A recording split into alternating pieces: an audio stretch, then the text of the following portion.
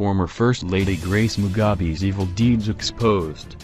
One September night last year, Derick Amos dropped off at Mazowe from a car he had hiked along the Harare-Bindura highway.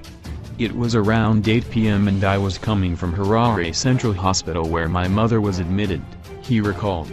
After being dropped off, the 24-year-old narrated how he started his 7 kilometers walk to his place of residence, Jumbo Mine, which is adjacent to part of the former First Lady Grace Mugabe's dairy business empire, Gushungo Holdings.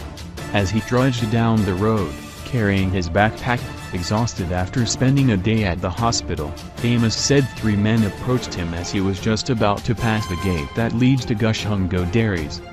They identified themselves as officers from the president's office and demanded to see my identity card, and I showed it to them, he said. Members and informers of the dreaded Central Intelligence Organization, CIO, one of the state security organs Mugabe used to stifle civil liberties, were known to introduce themselves as officers from the office of the president.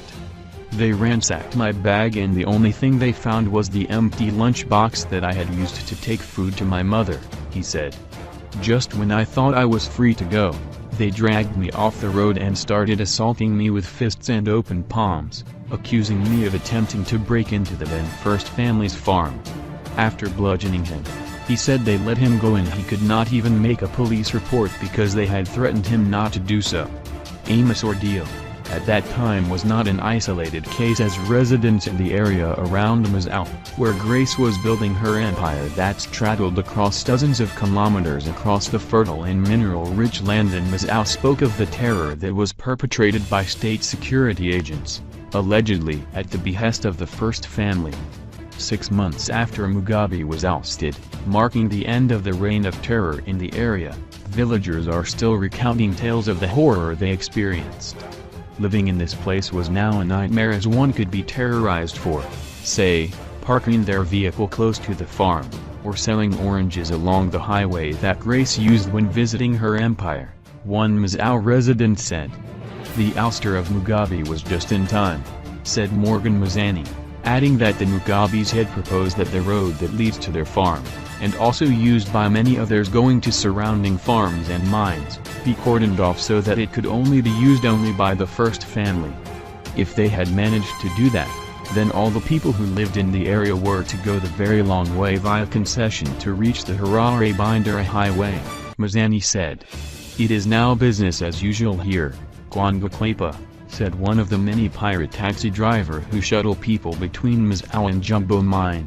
7 months ago, we had been banned from using that route and to pick up passengers anywhere near the First Lady's properties.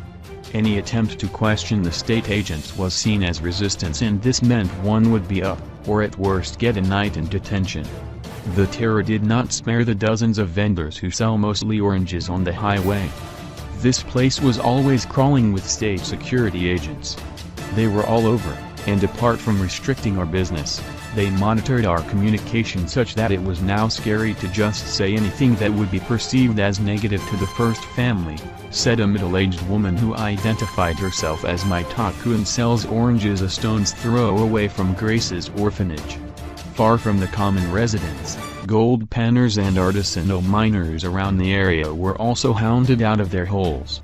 Another villager, Shepherd Mazowe, said when Grace came after Mugabe's fall, she was told that she was no longer in power as the miners returned to their mining claims. Grace reportedly made a police report, and as the case took a political twist, with Grace alleging that President Emerson Mnangagwa was behind the invasion.